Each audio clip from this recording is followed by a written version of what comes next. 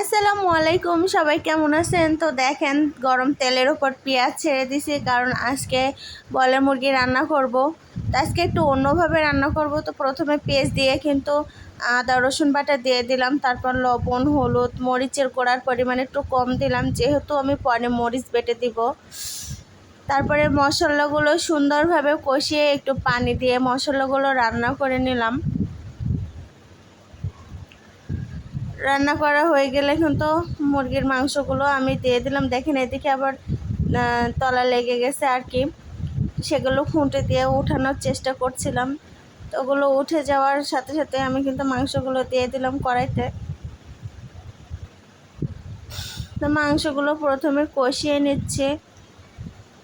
মাংসগুলো কষাতে কষাতে এদিকে আমি শিল পাটাতে শুকনা মরিচ আর গরম মশলাগুলো একসাথে বেটে নিব। দেখেন, আমার বাটা হয়ে গেছে। তা বাটা মশলাগুলো কিন্তু আমি মুরগির ভিতরে দিয়ে দিলাম, দিয়ে কিন্তু আবার নাড়াচাড়া করছে।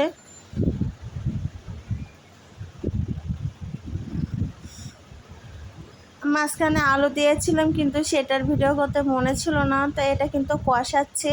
এই ঝোলগুলো একবারে শুকিয়ে গেলে তারপরে কিন্তু আবার নতুন করে পানি দেওয়া হবে।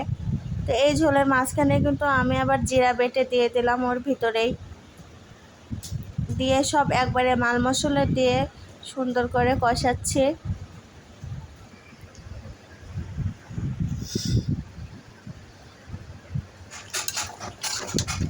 তো কষানো হয়ে গেলে পানিগুলো শুকিয়ে আসলে কিন্তু আমি অল্প পরিমাণে ঝোল দিয়ে দিচ্ছি, কারণ আলু মাংস সবগুলোই কিন্তু সিদ্ধ হয়ে গেছে।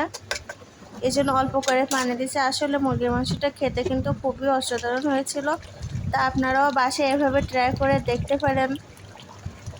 এভাবে রান্না করলে কিন্তু সত্যি অনেক ভালো লাগে খেতে। এদিকে বলক এসে গেছে, ওই যে ফাইনালি আমার মুরগির মাংস রান্না করা শেষ।